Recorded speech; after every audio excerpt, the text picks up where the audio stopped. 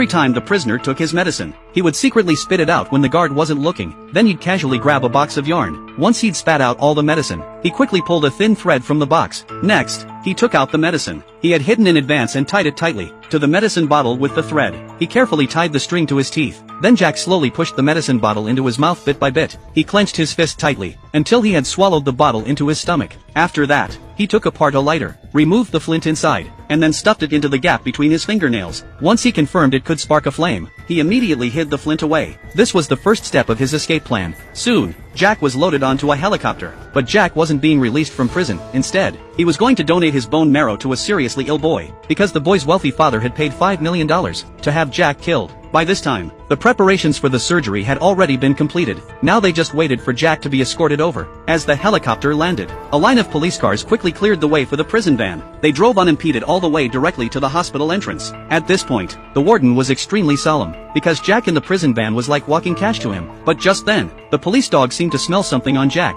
only for Jack to scare it off right away. When Jack saw the confidential documents being handed over to the hospital staff, he immediately realized that he now belonged to the wealthy man. Jack looked at the wealthy man in front of him with great gratitude. If it weren't for the man, he would never have had a chance to escape. After learning that Jack was a high-risk, dangerous prisoner, the doctors could only carefully lift Jack onto the hospital bed, without removing his handcuffs. When the doctor responded to Jack's praise, she decided to help him take off the handcuffs. That was when Jack bit open the medicine bottle he had swallowed earlier, because Jack knew that the doctor was about to anesthetize him, so he got ready immediately. The nurse hurried to inject the anesthetic into Jack. After the injection was done, Jack closed his eyes. On the other side, the boy was waiting for the bone marrow transplant. While the nurse thought Jack would soon lose consciousness, little did she know that Jack wasn't passing out at all.